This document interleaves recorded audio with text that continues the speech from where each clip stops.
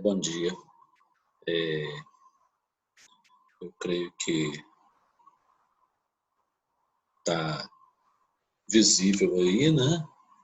Nós vamos conversar aqui sobre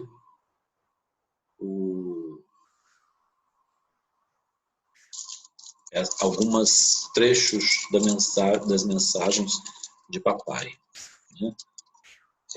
Por que essa aula ficou assim?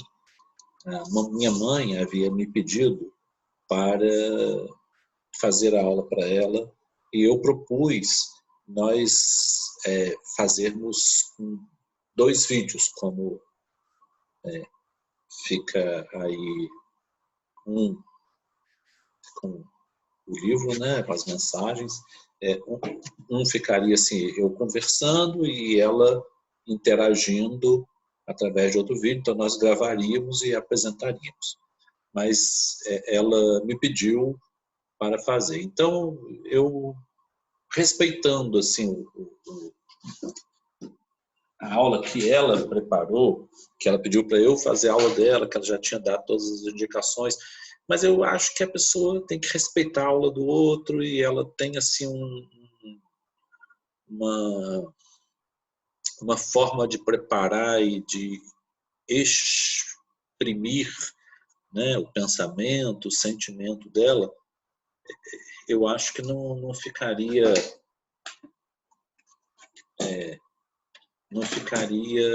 enquadrado eu fazendo, não.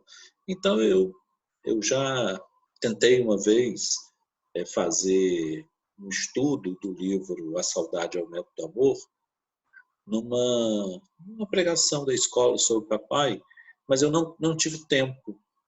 Dessa vez, então, desse jeito aqui, né, usando, né, esse formato, eu acho que vai ficar melhor. Vamos tentar, né? Todas as frases em que no texto é falado o nome Jesus ou Cristo, eu tentei adaptar para o nosso estudo. Então, a primeira vez que ele menciona na primeira mensagem é usando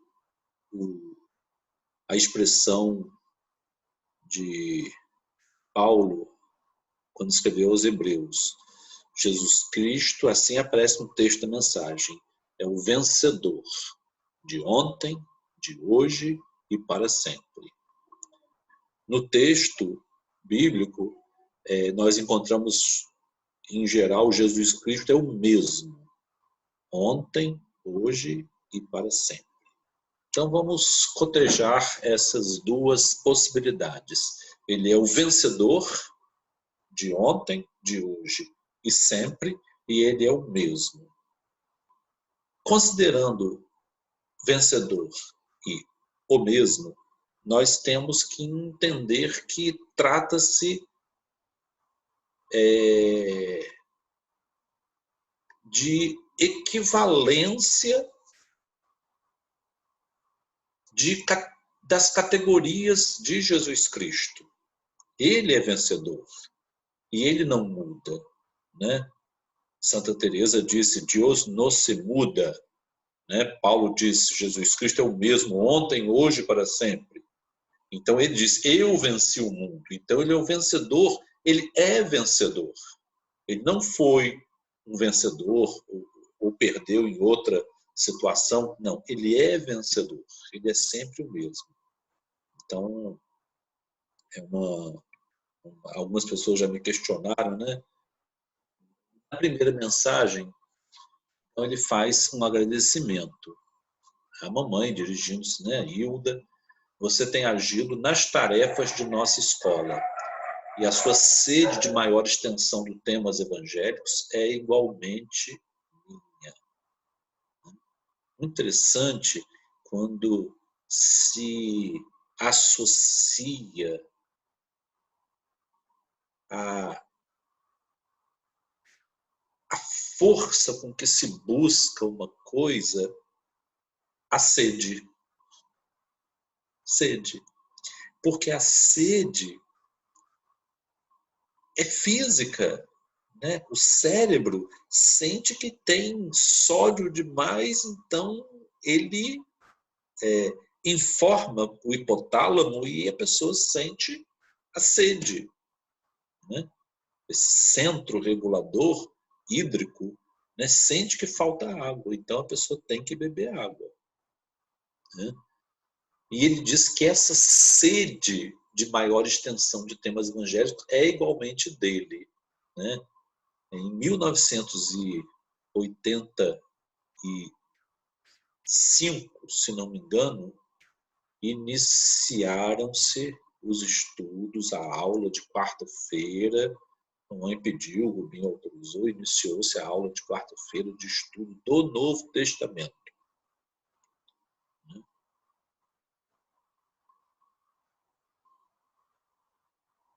O Novo Testamento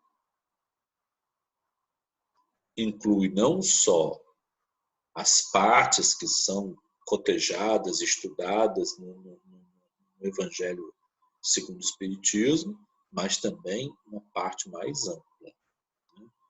Então, todo o Novo Testamento, inclusive o Apocalipse. Então, é esse trabalho que ela vem fazendo, minha mãe vem fazendo desde 1985. Isso é muito interessante, porque em 1985 a escola completou 50 anos, né? Desde que a escola tinha 50 anos, né, que minha mãe vem estudando o Novo Testamento. Esse ano a escola completa 85 anos, então ela está estudando há 35 anos o Novo Testamento. Isso é uma coisa muito bacana. Felicito-me vendo todos os amigos a partir do nosso Rubens, consagrados à revivescência da Boa Nova em nossa instituição. E particularmente rejubilo-me com as suas atividades conjugadas às de nosso Celcinho, para que as lições de Jesus e do cristianismo apostólico sejam reavivadas em nossa escola de paz e amor. Tem alguns aspectos que nós precisamos depois pensar sobre revivescência e reavivamento das lições de Jesus e do cristianismo apostólico, né? Porque existem as lições de Jesus e existem as lições do cristianismo apostólico, porque eles estavam ali em Atos dos Apóstolos, ou como nós costumamos assim ver de uma forma mais estendida no Paulo e Estevão, eles estavam ali experimentando como é ser cristão. Então isso aí, nós tentarmos hoje, tentar reproduzir a experiência, é muito interessante. Eu vou pensar depois, outra vez, porque existe o governo de Dom Pedro II, através de um acordo com o governo francês, permitiu a instalação lá no Vale do Saí, lá em Santa Catarina, a instalação de uma república, que seria uma experiência do socialismo utópico francês.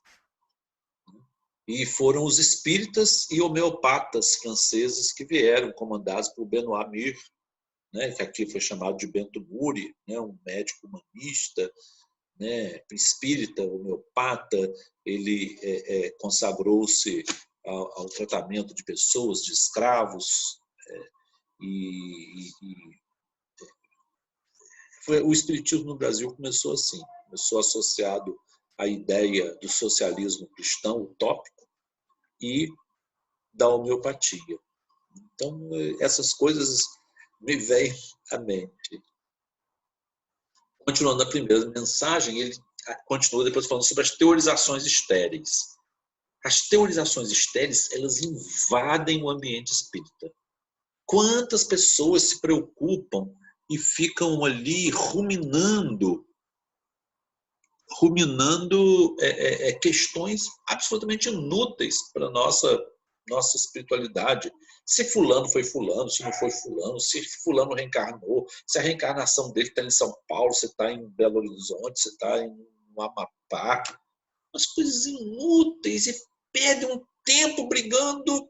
E agora resolveu também brigar sobre pessoas que já desencarnaram. Pessoas lá da França, que fulano mudou, adulterou e fez isso e fez aquilo, e fica uma briga danada. Aí uns ficam a favor, outros ficam contra. Né? São teorizações estéreis. É o que meu pai diz aqui. Quanto mais se desdobra o tempo, mais intensamente reconheço o imperativo dos ensinamentos de Jesus. Não só na nossa querida escola, mas em todos os lugares atingidos pelo clarão imortal dos nossos princípios renovadores. Isso é impuro. Teorização estéril é uma perda de tempo. Ninguém vai perguntar a nenhum de nós, quando desencarnar, qual a sua opinião sobre tal fulano, tal pessoa.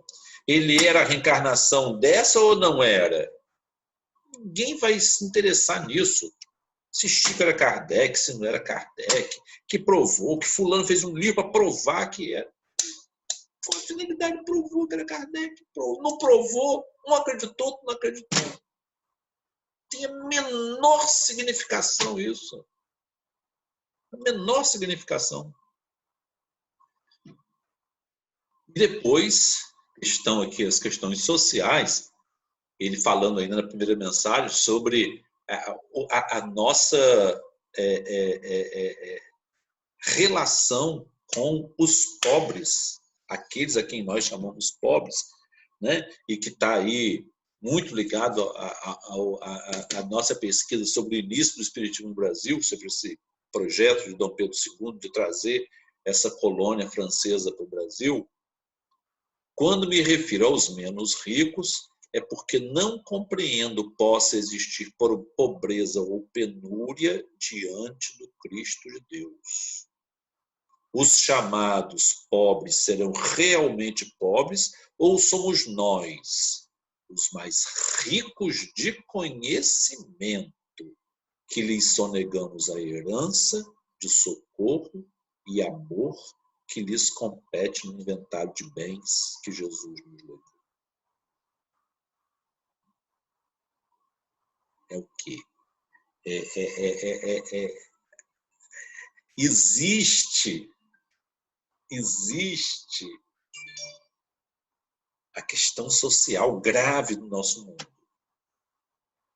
Hoje, com a economia parada, a questão da miséria, da fome, está cada vez mais invadindo todos os rincões.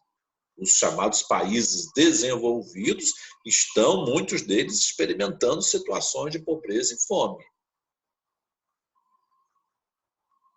O número de pessoas pobres nos Estados Unidos é altíssimo. E essas pessoas são simplesmente pobres, como Jesus disse, os pobres sempre os tereis.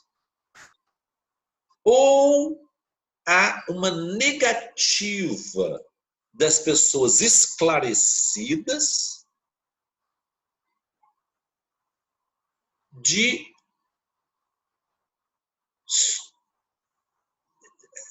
há uma negativa para sonegar a herança do amor que Jesus nos legou. Jesus legou a herança do amor. Então nós estamos sonegando essa herança. E Paulo aos Romanos, né, a igreja de Roma sofria muito, né?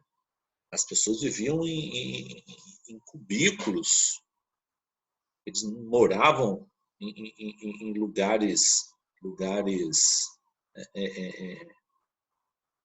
normais, não, eles viviam amontoados em cortiços horrorosos. Se por causa de comida o teu irmão se entristece, já não anda segundo o amor fraternal. Então, se alguém ficar triste porque não tem que comer, no nosso mundo, significa que os cristãos não estão cumprindo o que Cristo nos ensinou. E mais sério ainda, nós, por causa da comida, nós estamos fazendo perecer aqueles a favor de quem Cristo morreu. Nós estamos permitindo que pessoas morram em situações de miséria por falta de deixar vivenciar dentro de nós o amor que Cristo viveu, ensinou e depois foi ao último sacrifício por causa dessas pessoas. Né? Quantas pessoas miseráveis, né, em situação de rua, em situação de abandono, de falta de cuidados. Né? Agora, na nossa cidade, né, quantas pessoas sem atendimento médico, né, tudo aí contingenciado por causa do Covid-19. Então, é muito sério isso. Depois ele fala ainda, aqui ainda está na primeira mensagem, com esses enunciados, desejo a você e aos nossos filhos, dedicados à obra do Senhor, o êxito desejado nessa recomposição de valores dentro de nossa casa, que pertence à escola de Jesus Cristo, com Jesus Cristo na cátedra dos nossos corações. Então, em nossos corações deve existir a vontade de Jesus como um professor. Nós precisamos reconhecer que ele precisa estar dentro de nós como um professor. Eu tirei da frente. Com esse enunciado, deseja você, aos nossos filhos dedicados ao Senhor, o êxito desejável nessa recomposição de valores. Nós precisamos recompor os valores. Né? Os valores, eles nem sempre se recompõem, nem sempre estão compostos regularmente. Nós precisamos renovar nossa vida, nossos conceitos, principalmente dentro de uma casa do Evangelho. Eu tenho pensado muito nisso, né? Em como nós podemos vivenciar melhor o Evangelho. Eu estou aproveitando esse período para refletir bastante, embora eu esteja trabalhando, né? Eu atendo praticamente todos os dias. Sábado tenho visitas para fazer. Domingo tenho também um suporte para dar. Então, eu atendo trabalho todos os dias. Não tenho nenhum dia de folga. E tenho pensado muito como nós vamos recompor nossos valores dentro da escola de Jesus Cristo.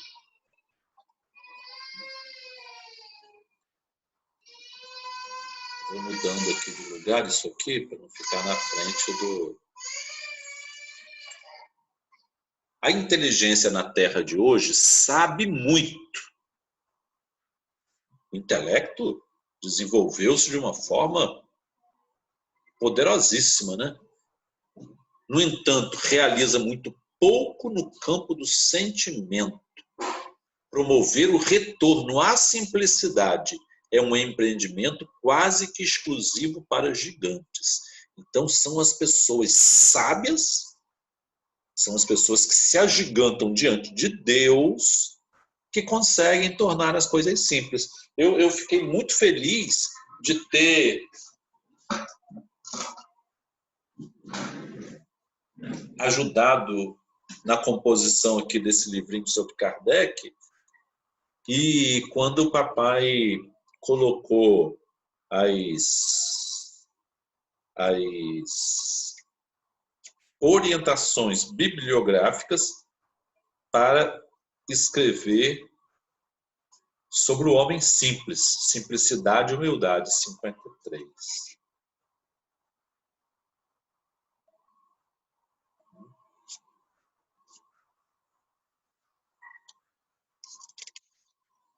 E aí foi quando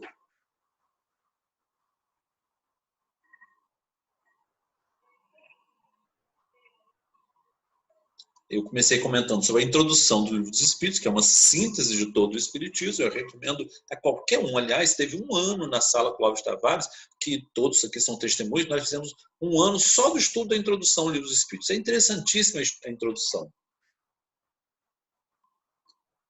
Em menos de 50 páginas, pode-se compreender a essência da doutrina espírita.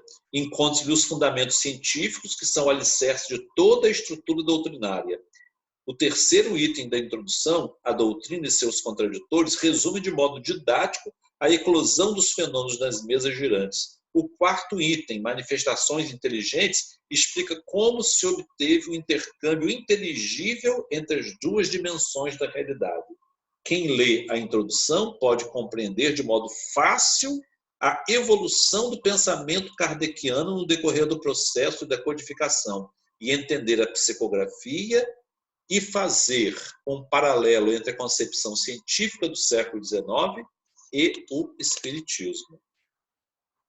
Nesse contexto, Kardec é simples, pois sua visão unificada dos fenômenos resulta em explicações coerentes e racionais. A simplicidade pressupõe também a possibilidade de ser compreendido pela racionalidade mediana da humanidade. Ao afirmar que Kardec era simples, de modo algum pode-se dizer que fosse simplista, porque o simplismo é como se fosse assim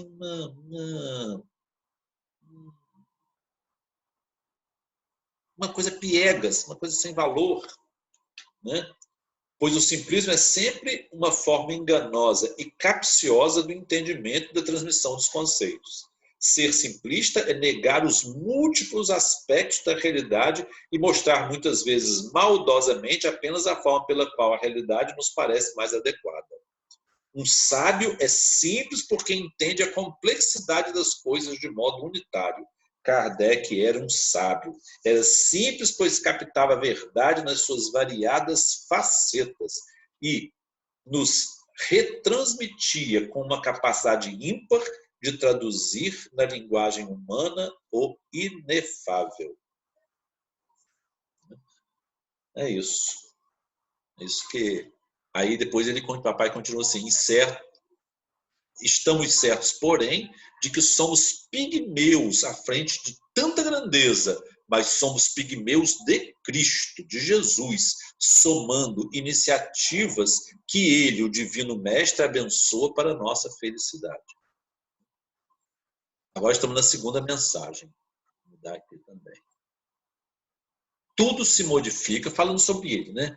Se modifica para melhor quando nos voltamos para Jesus, né? E isso, voltar-se para, é o sentido da vida. Se a nossa vida tem um sentido, se ela tem uma finalidade, se ela tem um sentido, nós temos que saber qual é o sentido da nossa vida, né? Se o sentido são as nossas condições e necessidades humanas, nós temos assim um apêndice do Evangelho que funciona, né, como um pedacinho da nossa vida, mas a nossa vida toda é voltada para alguma outra coisa. Então, Jesus ocupa um lugar marginal na nossa vida, né, à margem, né, não é no centro dos nossos interesses, né? Então, tudo se modifica para melhor quando nos voltamos para Jesus. E, embora as imperfeições de ontem estejam ainda em mim, né? Isso aí é muito importante, porque ninguém se livra das imperfeições de ontem. Nós só nos libertamos das imperfeições do ontem numa outra reencarnação. A evolução espiritual, no período da erraticidade, da onde meu pai está escrevendo, ela não permite a reestruturação psíquica integral. Só a reencarnação que permite. É o lavatório das palingenesias, como dizia Paulo de Tarso. Embora as imperfeições de ontem estejam em mim e que hoje são as mesmas, reconheço-me algo modificado para trabalhar mais na seara do bem com os nossos maiores. É porque a reencarnação oferece essa oportunidade. Ele está dizendo que a última existência deu a ele condições de dar um salto. Espiritualmente, um salto espiritual, né? Terceira mensagem. Penso que a coerência deve presidir nossas instituições doutrinárias. Então, disporimos dos recursos positivos para conjurar os perigos que pesam sobre os destinos humanos. Nós estamos vivendo agora uma fase de perigos pesando sobre os destinos humanos. E só a coerência presidindo nossas instituições que nós nos precavemos. Né? Porque senão os espíritas começam a apoiar fulano, apoiar Beltrano, apoiar um político aqui, um político ali. Isso é um desastre. Isso é um desastre. Refiro-me a isso unicamente para preservar em vocês, dizendo a minha mãe em relação a nós e as pessoas da escola, né? E em nossos companheiros da escola, a certeza de que sem Cristo, sem Jesus, toda a pompa dos domínios humanos da atualidade se destina ao pó. É o que nós estamos vendo. Agora, então, com essa doença. Bolsa de valores, petróleo, centenas e centenas de navios petroleiros enormes no Atlântico e no Pacífico, parados. Eles não têm porto. Esses petroleiros não têm porto onde deixar ninguém que é petróleo. O petróleo está com preço negativo. Por que está preço negativo? Porque está mais caro reter o petróleo nos petroleiros do que deixar no porto. Se pudesse deixar de graça para não pagar o custo real dos petroleiros, ele está negativo. Mas ninguém quer. Nem preço negativado as pessoas querem. Não tem onde estocar. Não está se usando. Não se usa petróleo mais. Acabou. O mundo está parado. Não existe avião voando. Não existe carro rodando. Tudo parado.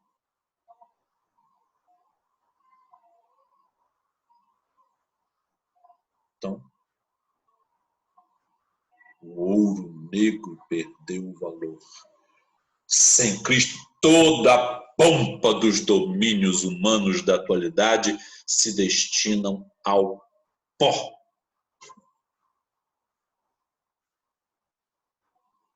E vamos botar assim aqui nessa posição. Aqui está na quarta mensagem. Ele começa um pouco a falar dele, né, sobre saudade que ele sentiu. Demorei-me a compreender semelhante imperativo. Tamanho foi o impacto sofrido em sua companhia, quando os médicos amigos me consideraram habilitado a receber a injeção última que me impôs a parada cardíaca, de que não esqueceremos. Foi o atendimento que ele teve na Santa Casa. Né? Senti-me retomando uma vida que me fora familiar em outro tempo, mas que o presente me dominava o suficiente para não pensar voluntariamente no que havia sido e me concitava a passar ao mundo novo que a existência me criara em torno do coração. Então ele queria ficar onde estava o coração dele. Onde o homem Tchau o seu tesouro, aí está o seu coração. O tesouro dele ainda era a família.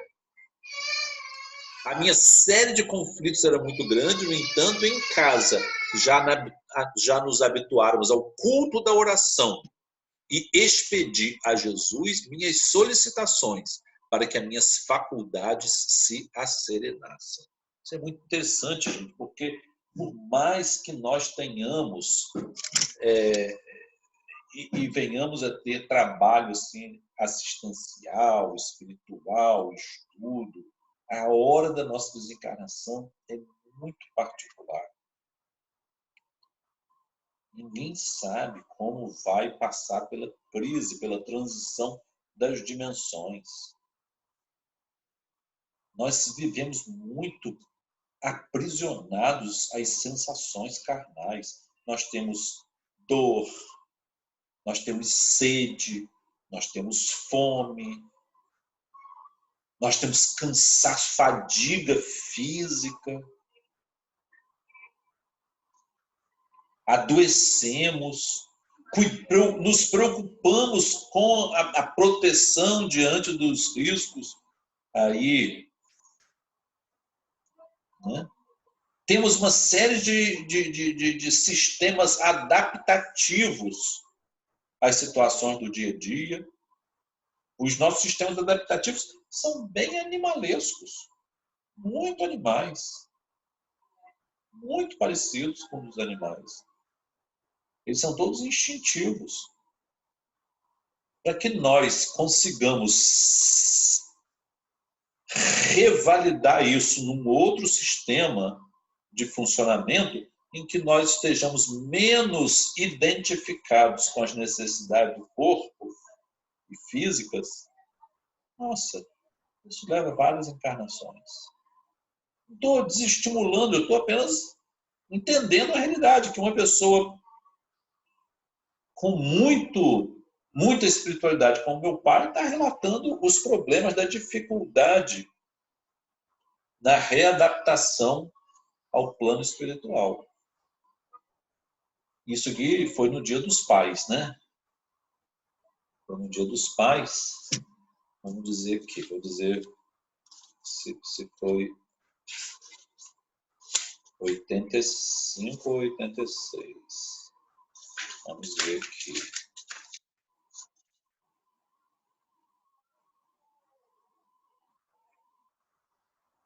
Não.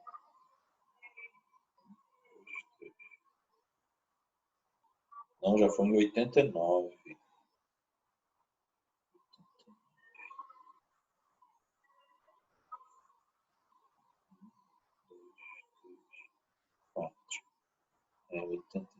Em 12 de agosto de 89, foi no Dia dos Pais. Em 89. Então, ele estava se relatando a fatos de 5 anos antes da desencarnação dele. Então, hoje, na comemoração do Dia dos Pais, rememoro minhas lutas e confirmo perante mim mesmo que a minha confiança em Jesus não havia sido vã. Porque ele teve que recorrer a Jesus para poder não perder a serenidade. E aí ele fala sobre o teatro na escola, né? Agradeço seu esforço, doando interpretações mais simples para a nossa comunidade infantil, ajudada por nosso Luizinho. Em verdade, sem qualquer espírito crítico, creio seja nossa obrigação podar as frondes das árvores, né? Podar as árvores da educação que nos foram confiadas, a fim de que as lições de Jesus nos falem mais de perto aos sentimentos. Quer dizer, transformar tudo numa maneira fácil das crianças entenderem. Isso é muito importante. Na quinta mensagem, ele já falou de um esquema, né? Um esquema longo e sistemático para prosseguimento de nossos estudos da doutrina espírita cristã. Né? Então, nós precisamos sistematizar nosso estudo. Eu, assim, nessa função que me coube de dirigir doutrinariamente a escola, esse ano nós estamos vivendo essa situação atípica, né? mas eu quero me reunir com os professores de todas as classes para nós repensarmos o estudo sistemático da doutrina, inclusive para todas as nossas, todos os que estão ali aprendendo conosco, até aqueles que nós chamamos de assistidos, que não são nós que somos assistidos. Essas pessoas que vão lá para ser ajudadas, para receber comida, para receber sacolão, eles precisam de conhecimento, de orientação sobre a vida espiritual também. Senão nós vamos perder esse público. Nós vamos perder esse público. Eles vão para outra religião, vão lá aproveitar aquilo que a gente chama de caridade, que é uma caridadezinha, e vão partir para outra religião, que está falando mais a linguagem deles. Nós temos que tornar a nossa linguagem acessível a eles. Explicar a reencarnação acessível a eles. Explicar a lei de causa e efeito acessível a eles. Explicar as responsabilidades que nós temos com o nosso corpo, com a nossa sociedade, acessível a eles. E de uma forma que eles não olhem para nós e falem assim, você é um hipócrita. Porque muitos podem falar. Os que são mais perceptivos podem dizer assim, você é um hipócrita. Você sai daqui para a churrascaria. Então a gente tem que falar de um jeito que nós tenhamos não só racionalidade, mas que aquilo não tenha o odor fétido da hipocrisia. Que muitas coisas cheiram mal. Muitas formas assim pobres de comunicação cheiram mal, porque elas podem vir cheias de pompas, como meu pai disse. A pompa pode vir de uma forma muito gritante até, mas não convence. Alguém disse, por que João Batista conseguiu reformar intimamente tantas pessoas? Porque a vida dele era o que ele falava. Todos os grandes reformadores, os grandes religiosos, as pessoas que tornaram a sua vida, não uma vida, uma história, mas uma legenda transformadora. A vida de meu pai foi uma legenda transformadora. Ele era um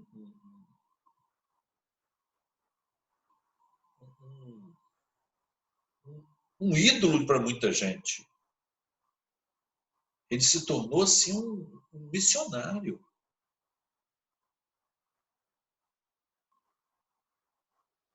É o que alguns filósofos chamam de arquétipo. Ele se transforma em arquétipo. Chico Xavier foi também. Vários outros grandes reveladores, né, se tornaram arquétipos. Né? Então, não só prosseguimento dos estudos da nossa doutrina espírita cristã, mas também de outros ramos da árvore bendita que Jesus plantou na terra. Então, existem outros ramos da árvore. Né? Um amigo meu publicou outro dia um trabalho dizendo assim, o Espiritismo explica todas as coisas? O Espiritismo resolve tudo? Não. O Espiritismo ele não quer responder todas as coisas, ser a síntese de todo o conhecimento humano, de jeito nenhum. Ele é uma aproximação para o nosso entendimento da verdade. Compreendemos a lei de causa e efeito, a compreensão de que o universo é único, de que o Deus é único, que as nossas existências são múltiplas, e elas têm assim um encadeamento lógico entre elas, e que nós estamos desenvolvendo a nossa personalidade. É muito importante. Mas Jesus plantou outros nessa árvore que Jesus plantou, tem outros ramos também. E, inclusive, científicos, filosóficos, religiosos. Na própria época em que Kardec viveu, foi uma época muito profícua. A psicologia se desenvolveu nessa época. Os conceitos de economia solidária desenvolveram-se nessa época, mostrando que o estilo de vida da economia egoísta não serve para nada. E agora estamos provando que não serve. Os idealizadores desse estado mínimo, né, tudo fica por conta dos investidores. Dos investidores, eles não salvam vidas. Quem tem que salvar a vida é o Estado. O Estado precisa ser forte para comandar, coordenar e, nos períodos de crise, atuar, dirimindo as dúvidas e restaurando o equilíbrio. É isso que nós precisamos.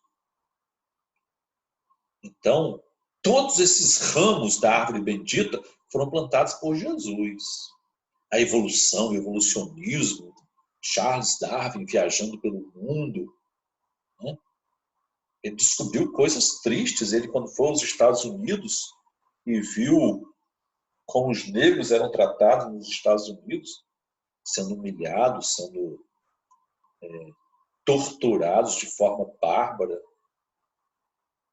sem importância nenhuma, sem nenhuma justificativa. Ele escreveu: nós europeus, nós ingleses, ele era inglês, somos responsáveis por isso. Ele se sentiu tão responsável por isso quanto Albert Schweitzer, já algumas décadas mais tarde, se sentiu responsável pela fome na África francesa, Lambaréné. No Congo, né? No Congo francês.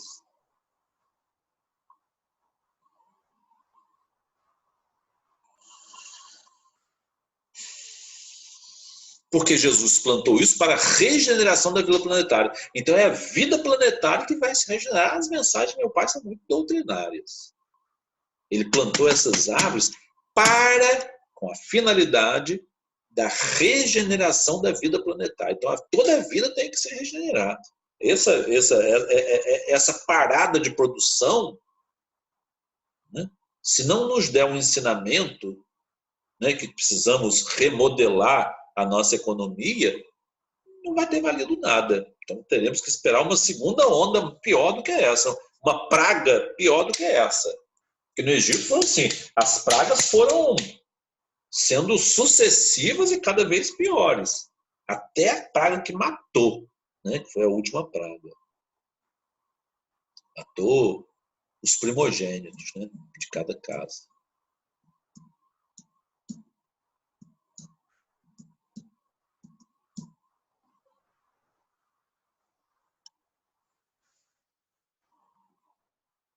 Falemos, pois, de nosso trabalho humilde em nossa escola Jesus Cristo, já que trabalho foi a legenda que o Evangelho de Jesus nos induziu a estudar. Trabalho. É muito bonito nós falarmos, nós estudarmos, lermos, adquirirmos conhecimento, mas, infelizmente, isso aí são elementos que entram dentro da usina. Mas a usina, quando as matérias-primas vão entrando na usina, elas têm que passar pelas moendas para se transformar em outro produto. Se nós formos essas usinas, o trabalho é moer, é transformar bioquimicamente, biologicamente, todas essas matérias-primas que estão entrando, para que eles saiam da matéria-prima do conhecimento, do entendimento, da luz que entra em nossos corações. Isso tem que virar trabalho. para transformar a nós e ao próximo.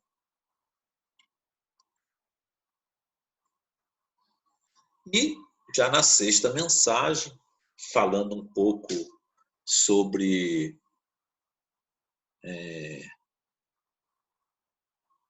política, ele diz assim: compreendo a política de ordem superior, que realiza o essencial para o bem de nossos contemporâneos.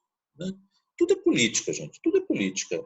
Quando nós queremos assim resolver um problema das pessoas que estão na rua, isso é política. É a política pública, política para o povo. Então, nós precisamos entrar na política. Só não pode ser com interesse próprio, tem que ser com interesse coletivo. De ordem superior, que realiza o essencial para o bem de nossos contemporâneos.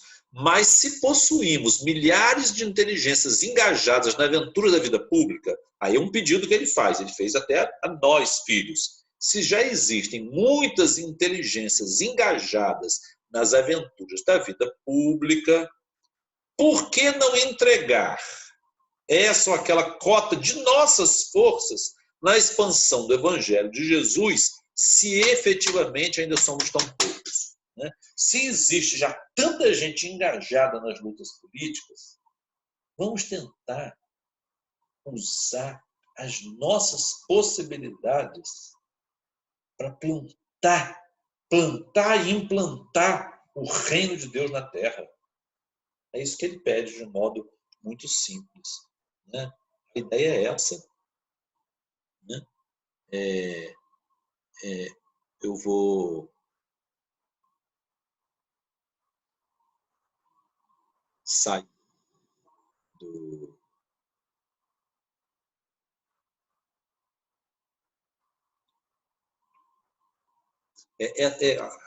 eu quero assim, dar uma pequena explicação para vocês, que não está sendo ao vivo.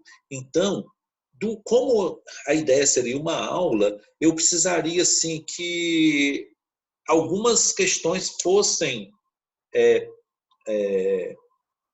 apresentadas de modo escrito, e aí eu tento, dentro de outra oportunidade, ou mandando um vídeo depois, tentando responder as perguntas que forem feitas aqui. Né? Eu queria oferecer também o meu e-mail pessoal. Eu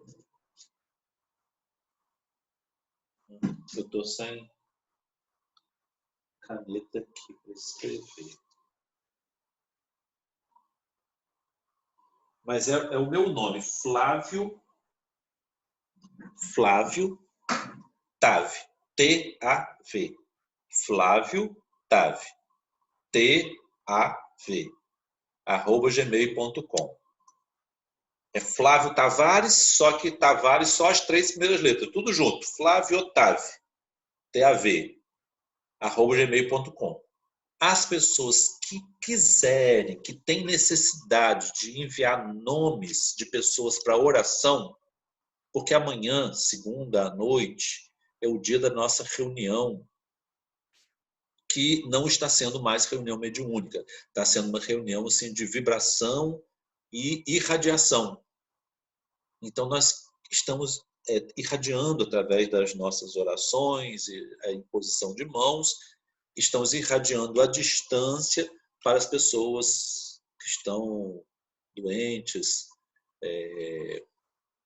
seja com qualquer patologia física, mental, espiritual, e as pessoas desencarnadas.